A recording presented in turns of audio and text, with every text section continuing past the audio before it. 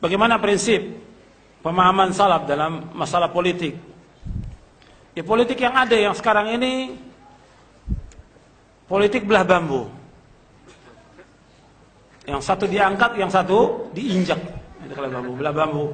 Politik yang curang, politik yang bohong, politik yang menipu umat, politik suap menyuap.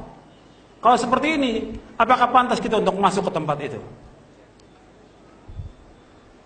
Jadi harus perhatikan, yang ada ini gimana politik yang ada?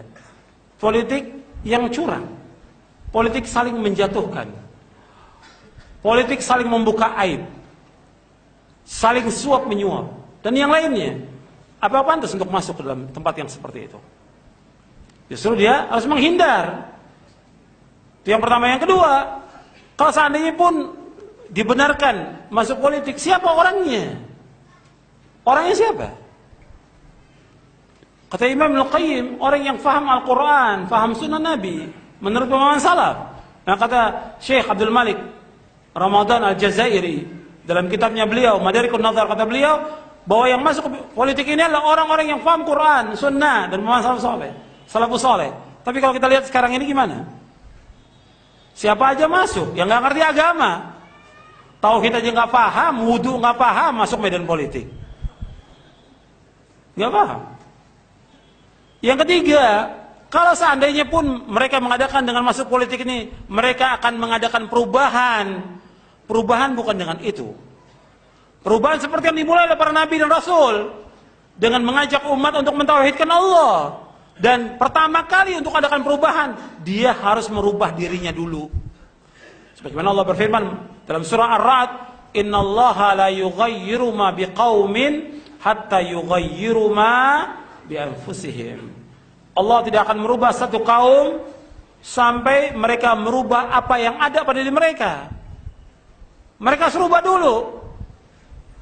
Mereka akidahnya harus rubah dulu dirinya, keluarganya, akhlaknya. Mereka belajar tentang Islam. Jangan mereka mengatakan, "Oh, saya ingin merubah." Bukan mereka merubah, mereka yang dirubah. Bukan jadi baik, jadi rusak.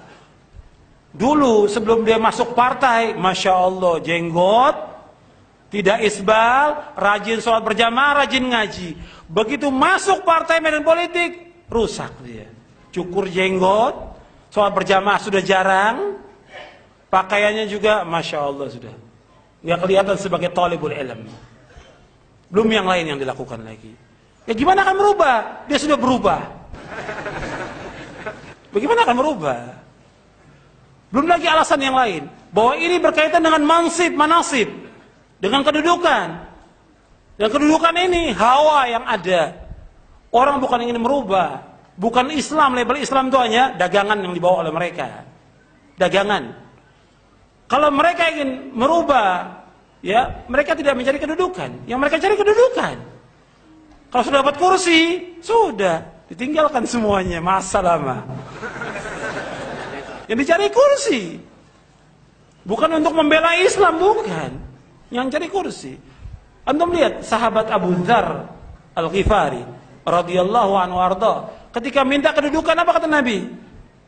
Nabi bersabda, "Ya Abu Dzar, innaka dha'if wa innaha amanah wa innaha satakunu khizyun wa nadama illa man akhadha bihaqqiha wa adda alladhi alayhi fiha." Ya Abu Dzar, engkau lemah. Ini sahabat minas sabiqin awalin, dikatakan lemah oleh Rasulullah. Ini amanah kedudukan ini, dan engkau akan hina dan menyesal pada hari kiamat, kecuali orang yang mengambilnya dengan hak dan dia tunaikan dengan benar. Dan masih banyak lagi, ya, yang ada. Bukan berarti bahwa kita salaf itu tidak berpolitik. Lihat keadaan yang ada seperti sekarang ini. Politik yang ada bukan politik yang benar, tapi yang curang.